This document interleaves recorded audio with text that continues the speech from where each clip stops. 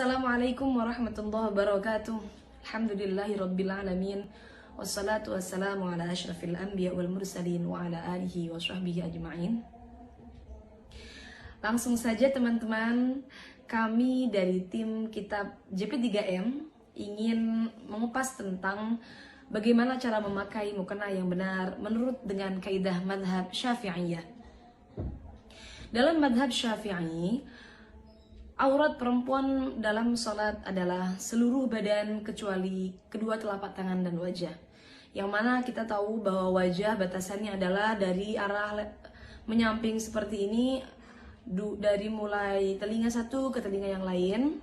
Kemudian untuk atas dari mulai tumbuhnya rambut kepala sampai dagu. Ingat, dagu termasuk batas wajah. Dan ada satu kaidah dalam madhab Syafi'iyah, yaitu menyempurnakan perkara yang wajib maka hukumnya wajib. Sehingga cara memakai mukena yang benar seperti yang kalian lihat saat ini, yaitu adalah dengan menutup rambut-rambut kepala, rambut-rambut bayi yang ada dalam di ujung-ujung sini itu. Kemudian dengan menutup dagu tidak terlihat, karena ini termasuk menyempurnakan perkara yang wajib. Dan juga pastikan rambut tidak ada yang keluar. Bagaimana kalau rambutnya banyak kecil-kecil di muka? Maka tentunya itu adalah rambut muka, bukan rambut kepala. Yang wajib ditutup adalah rambut kepala. Selesai pembahasan tentang wajah, mana yang boleh kita buka, kemudian kita akan masuk ke pembahasan tangan. Dan untuk tangan, seperti yang kita tahu, yang dimaksud dari kedua telapak tangan yang tidak termasuk dalam aurat perempuan dalam sholat adalah pergelangan tangan. Jadi sampai batas ini, batas pergelangan tangan. Yang tidak termasuk aurat adalah baik batin tangan ataupun punggung tangan. Ini semua tidak termasuk aurat. Tapi yang perlu panjenengan ingat, karena batasnya adalah di sini, pergelangan tangan, maka menutup sedikit bagian daripada pergelangan tangan hukumnya adalah wajib. Karena sesuai dengan kaidah yang tadi sudah kita bahas, yaitu adalah menyempurnakan perkara yang wajib, hukumnya adalah wajib. Sehingga teman-teman untuk menutup harus seperti ini. Nah, mohon maaf ini mukena saya agak seret. Nah, seperti ini. Menutup sedikit daripada pergelangan tangan. Ingat, punggung tangan dan juga telapak tangan ini bukan termasuk bagian dari aurat. Sehingga tidak masalah bila mana punggung tangan terbuka seperti ini. Ini bukan termasuk bagian daripada aurat dalam sholat wanita. Kemudian yang perlu kita bahas selanjutnya adalah benda yang digunakan untuk menutupi aurat atau baju yang digunakan untuk menutupi aurat. Yang digunakan untuk menutupi aurat adalah sesuatu yang bisa menutup warna kulit dalam majelis berbincang-bincang, dalam majelis takhotub. Maka bagaimana batasannya? Apakah nerawang atau tidak?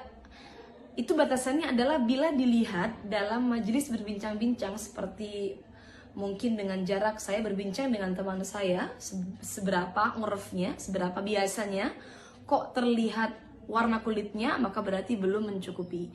Tapi kalau tidak terlihat warna kulitnya, maka sudah bisa dikatakan mencukupi.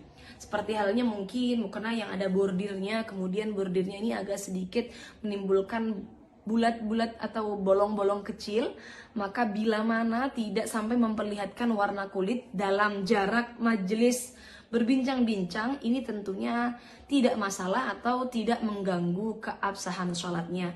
Dalam artian mukenanya tetap bisa dipakai untuk menutupi aurat dalam sholat. Kemudian yang perlu kita bahas lagi dalam hal menutup aurat dalam sholat adalah hal-hal yang sering terlewatkan.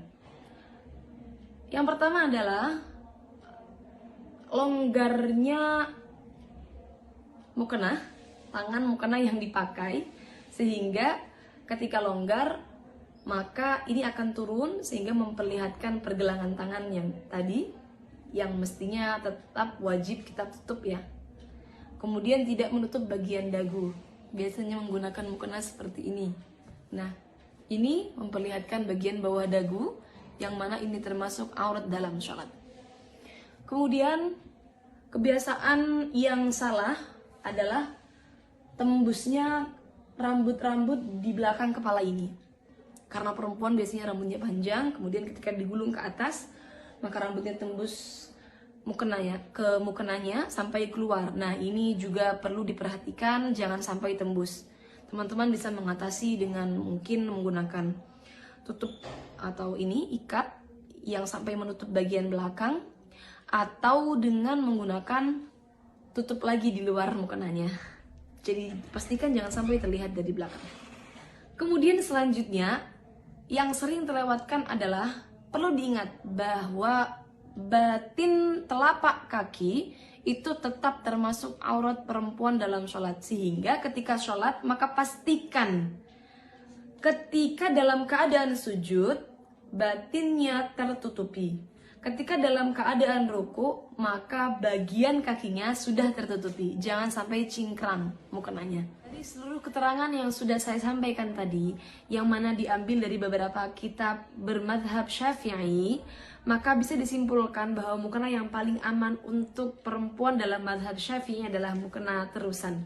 Memakai mukena terusan seperti yang saya pakai seperti ini. Kenapa? Karena ini akan menutupi aurat perempuan dari arah-arah yang wajib ditutup, yaitu dari arah atas, samping, dan juga menutup bagian bawah telapak kaki. Karena telapak kaki termasuk dalam aurat wanita. Untuk teman-teman yang menggunakan mukena potongan, maka pastikan bagian leher tidak terlihat dari arah samping. Kenapa? Karena kekurangan dalam mukena potongan adalah ketika berdiri, ketika ruku, ketika mengangkat tangan, maka bagian lehernya tetap terlihat.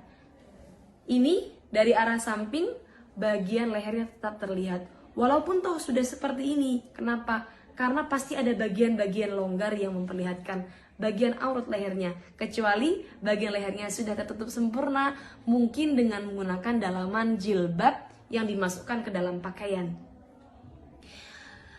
Sekian dari kami. Kurang lebihnya mohon maaf. Wassalamualaikum warahmatullahi wabarakatuh.